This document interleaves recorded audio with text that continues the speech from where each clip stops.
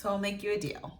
If the following situation has never happened to you, then you don't have to watch the rest of this video. But if you have ever put your little one down for a nap, left the room, and they started crying within the next 20 to 30 minutes, this video is something you need to watch. So, hello, I am Jency Casey, certified pediatric sleep consultant, certified postpartum doula, and mama of 3. So, I know a lot about short naps and how often they come and how terrible they can feel because you're kind of excited for that nap time. I know I am. And you get like comfortable. It's just enough time for you to really start to dive into something, whether it be work or something on your computer, maybe jumping in the shower and you're shampooing your hair. And then you hear that cry and it's like, oh man, it was just getting good and now it's over. So if any of those scenarios have happened to you and you have experienced kind of the curse of the short nap, this video you're going to want to watch in its entirety because I'm going to give you 3 tips to help end short naps.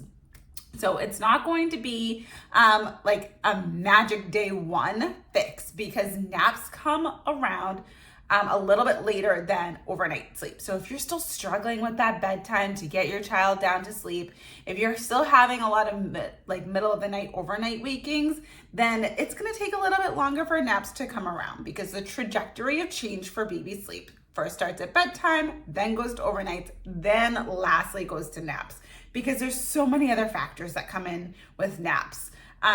We need to make sure they're well fed, they're rested from a previous nap. So afternoon naps are going to be harder if they didn't nap well that morning. So melatonin levels are lower, sleep pressure is lower. There's just so many other factors that come in for naps. So know that you can make a significant change in your child's naps. But if you're still struggling with kind of the other things, this may take a little bit longer to come around. So these 3 tips that I'm going to share today are to first look at how they're falling asleep, to do a crib hour, and to move it to an emergency nap if needed. So these are in order of importance. So first, you're going to want to look at how they're falling asleep. Then we're going to talk about how to help keep them asleep or return them to sleep, and then what to do if they do not get back to sleep on their own. So the first thing you're going to want to look at for short naps is how they are initially falling asleep. So during the day, a typical sleep cycle is anywhere between 20 to about 40 minutes. Around 30 is the average, but sometimes some children, you may say, my baby wakes up exactly 28 minutes after they fall asleep. You know that is the length of their sleep cycle. So typically for a nap, we want it to be at least 2 sleep cycles strung together, so close to an hour. If your child is having any difficulty initially falling asleep or is having a lot of support to fall asleep, then they are going to need that same support when they wake up after that first sleep cycle. So if they are being rocked or held or walked or fed, anything like that to be able to initially fall asleep, that's going to need to be repeated when they wake up after that first sleep cycle is over. So the first thing you're going to want to address if you are having a child that has consistently short naps, which means a nap under an hour, you're first going to address how they initially fall asleep, and you're going to work on them falling asleep a little bit more independently. The more independent they are at the beginning of the nap will help them be independent when they wake up in the middle of that nap. So you're really going to first target that. And if you are new to my channel, make sure that you check out some other videos. I can tag some above to talk about how to add in self-soothing skills so your child knows how to fall asleep on their own. So the second thing that you're going to do once you have been working on those independent sleep skills, you're going to put them into the crib, get them to fall asleep on their own for that nap, but help them as much as they need, but not too much. Once they wake up, you're going to instill something that's called a crib hour. So ideally, we want each nap to be about at least an hour. No matter your child's age, if they are over the age of 3 months, we want each nap to be an hour at minimum. If they are doing 2 nap schedules over 6 months, then we want each nap to be closer to an hour and a half. And if they are on a 1 nap schedule, then we want that nap to be a good 2.5, 3 hours to get that 3 hour minimum during the day. So we want to instill something called a crib hour. So once they go into that crib and initially fall asleep, you want to keep them in their crib for that full hour from when they initially went in. And that's going to do a couple things. It's going to give them the time and the space when they wake up after that first initial sleep cycle to be able to get themselves back down to sleep. Where if they wake up and immediately someone runs in and picks them up, their body's not going to know that you are hoping for them to go back to sleep and to do another sleep cycle. They're just going to think, oh, that's what a nap is, and now it's time to get up. So we really want to, once you hear them wake and rouse from that first sleep cycle, you want to give them the time and the space to be able to get back to sleep on their own. And that might take some time.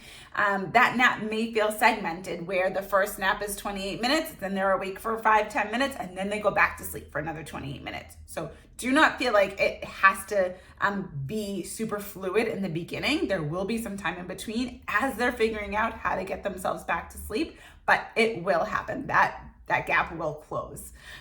We also want to, the second thing that we're doing with having a crib hour is showing them that this is the expectation. This is the amount of time that I want you to be in your crib. And as long as they are not upset, maybe they're just rolling around, playing with their feet, cooing, whatever it may be, that is okay. It is still considered a rest time. So even though they may not be getting that deep restorative sleep that we want, they are still resting so that they will be ready to play and eat and do all of those amazing child things when they get up after the end of that crib hour. So again, if they are not sleeping for that full hour, you want to keep them in their crib as long as you can until you're reaching that hour from when they initially went in. And the third thing that you're going to want to do is an emergency nap if that isn't working. So the crib hour works really well for children that wake up and are okay. They're content. They're doing their thing. Maybe they come in and out of sleep. Maybe they're just awake but quiet and playing. That's perfectly fine. That's when you want to keep to that crib hour to give them the chance to fall asleep. If they are waking up and they're upset, they're crying, they're yelling out for you. Maybe they have words and they're saying mama or dada or Gigi, whoever it may be, their caregiver at the time, you are going to want to help them back to sleep. Because when a child wakes up upset, that clues me into they're not ready to be awake. Their body is still tired and they need that additional sleep to be able to function and be their best self for the rest of the day. So if that is happening, you're going to go into what I call emergency nap.